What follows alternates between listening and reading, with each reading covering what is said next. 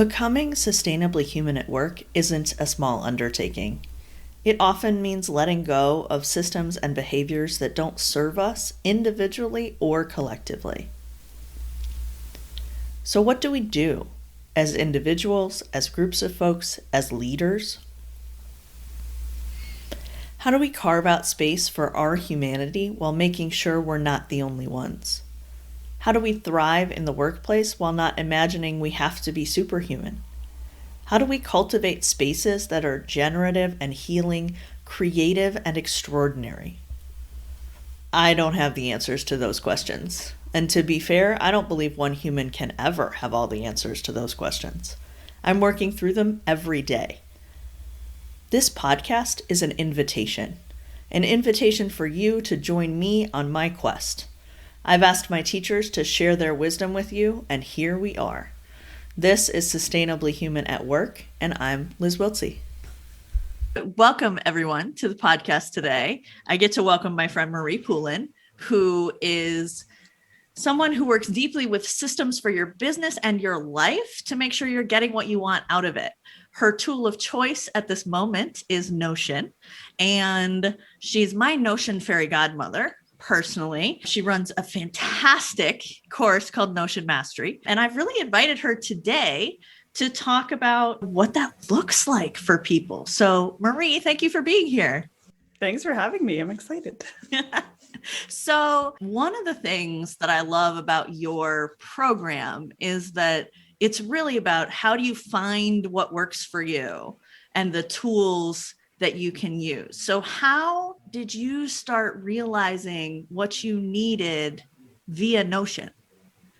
Yeah, I think trying to be effective in our lives are often exploring different tools and ways of doing that. And then if you're collaborating with other people and then other people have different ways of also tracking that. And as a team, how do you make sure everybody's got the same information? Like, I think a lot of us are probably at least been in that point where we're trying to figure out I'm trying to get things done and the to-do list is feeling like it's growing and growing and we're not really being effective and we're kind of spread across a number of different tools. And for me, that's what I noticed is I felt like, we're all kind of exploring lots of tools all the time, right? We've got our different things to manage our calendar and our time and our to-dos. And then often we're switching tools or I like Todoist better or whatever, right? So any of us that are kind of the places where I was trying to get things done day to day, like in Asana or something like that, was very separate from the places I was doing creative thinking or strategic planning. And I felt really kind of pulled across a number of different pieces of tech. And so I felt like I wasn't really being effective. I was checking things off the list, but I sort of felt really scattered and just kind of my attention was pulled in a lot of different ways. And I was surely there's got to be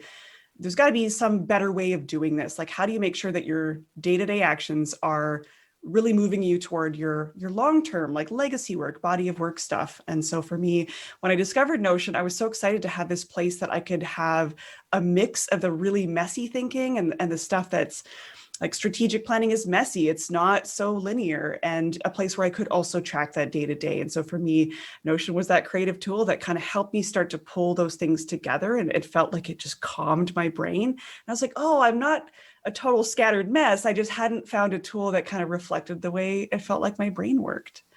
Yeah. And one of the stories that you've told in the past is, so Marie's got a journal that she actually does sell her Notion journal setup, which I will link to you as well.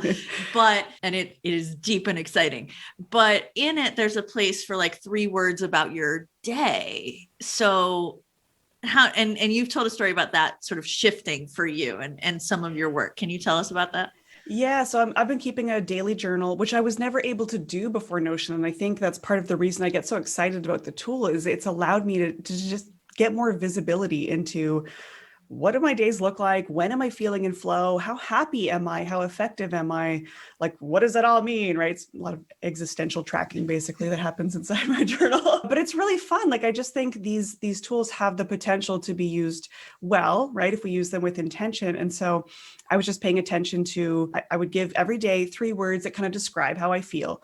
And I was noticing in my, weekly agenda, in my daily journal, overwhelmed. I kept noticing keywords that kept popping up. And at some point, as I was doing these weekly reviews, I'm looking at how I felt about my day, I was continuing to notice overwhelm was the word that kept popping up a ton. And I was like, this is silly. Like, I run my own business. I decide how I spend my time. So what is happening here that I'm continuing to make choices and to add projects onto my list that contribute to that overwhelm. And so I think Notion was the first tool for me that kind of had way more visibility into how, hey, Marie, if you're saying you feel overwhelmed and yet you just added 3 new projects to your board this week, what are you doing there and why? And so it really forced me to look at how much work in progress I had.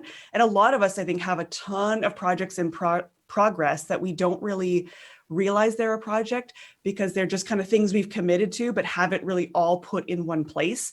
And so when you have a space to actually look at every single project you've said yes to, anything with more than one step or more than one task is a project. Well, we have a lot of those that I think we don't always name and put down on paper or whatever it is. So I was like, oh, I am continuing to overcommit over and over again because things kind of get lost in the ether. And so this was a tool that was like, hey, now don't add another thing until you've addressed the thing that's causing you this overwhelm. So for me, it felt like a tool that I was really starting to see the real picture of what I was committing to and what I put on my plate. So I was like, oh, now I can hopefully start to make some better decisions about that. Yeah. Well, and that feels like a thing that people, if you use Notion, you can wire it into a journal. If you don't use Notion, you can write it in a journal. You can write it in an actual journal. It doesn't matter what tool you're using, but being conscious of that. Well, not like 3 words, right? Like that. Like, it's not, I'm going to track my heartbeat across like the whole day and I'm going to do whatever. It's like, what are the 3 words at the end of the day? That's it.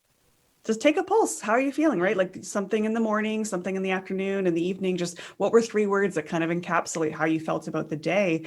And I do track flow. Flow is the thing that's really important to me is if I want to optimize my business for the more time I'm spending in flow in a way that's really aligned with the work I should be doing, that's ultimately what I want, that I'm playing to my strengths, that I'm doing work that has impact, that I feel really good and happy about what I'm doing and the impact that I'm having. And so if I'm not paying attention to that, I think it's just easy to get caught up in those urgent tasks and things that just kind of pop up. So flow is a thing that I track. Am I in the zone? Am I aligned? Is this what I want to be doing? And if not, well, what decisions need to change? What things am I putting on my plate and why am I doing that?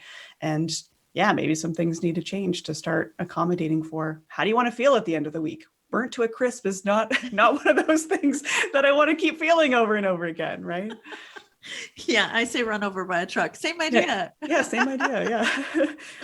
Burnt to a crisp and then run over by a truck. That's kind of Yes. And I think, there's a lot of discussion when someone works for someone else of like how much control they have. But I think there's a lot more ways you can push back. But what you said in terms of I run my own business, I make my own schedule. Why do I feel burnt to a crisp and run over by a truck at the end? Right. I can do that for someone else. I can do that for someone else and not have the risk I have in my life. Yeah. I think we can be guilty of, I think, just because it's our own business and we just work 10x harder and maybe because we love what we do, we just work 10x harder. And it's like, we have to put our own limits around that because we've previously had someone else put those limits on, okay, if you're working 9 to 5 or whatever your hours look like, but to have to put that in place for yourself. And I think we forget there's so many activities that we do as an entrepreneur that aren't billable or you don't maybe see the results of for 5 years potentially, like marketing activities. So we don't really factor that into our pricing. And so we just overcommit because we're like, oh, well, I got to get that thing done. That's the stuff that pays the bills, but these other things. So I think it can be hard to put those boundaries on our own work for sure. And I'm guilty of that too, right? It's like, oh, but I love my work. And so it's not really work, it's a work on the weekend. So I think we all can be guilty of that. And especially in a pandemic world, it's that feeling of being tired and, I wasn't really effective today. So like, I guess I'll just do it. I'll try and do it tonight. And it can be really hard to know when work stops, right? And put those containers and boundaries around things. Yeah. So Marie, my other question that I like to ask folks is what are you grappling with? Currently, the big grapple for me is I feel like there is some bigger legacy work emerging that is fuzzy and I don't know what it looks like. And it might be a framework, it might be a book, but it's looking at how pulling principles of permaculture and applying them to business design and giving that shape. So I'm like figuring out what that looks like. So I learned the term permaculture from you. So explain to people who don't know what permaculture is, what permaculture is. Yeah, it's like a toolkit framework for designing systems that support humans and thinking long term, like designing for sustainability. Yeah, it's closed loop systems. It's designing for like collective well-being, planetary well-being, for personal well-being, right? That might involve designing systems in nature, but it also might be designing community. How do we think about how we approach the design of our own communities? So it can mean a lot of different things. That's sort of a bigger concept that I think is not just about designing effective gardens, but it's designing effective sort of human systems. And learning about it, I think you can't help but think about how that influences business, how we think about the design of communities. And I think a lot of things are just the way they are. We haven't really considered the thoughtful design that should have happened underneath it. Like, why didn't we think about these things long term and what the impact of that was going to be?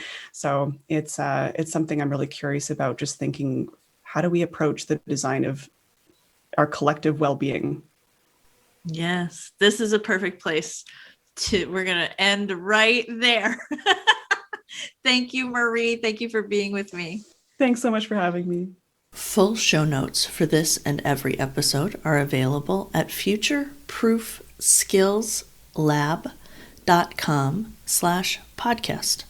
You'll find a transcript there, as well as links to everything we talked about, plus links to all the ways to connect with Marie. Since we recorded this episode, Marie has released the newest version of Notion Mastery. As I've said, I'm a part of that community, and I'm excited about the way Marie helps folks use Notion to improve their life and work systems. You can find all the details at notionmastery.com.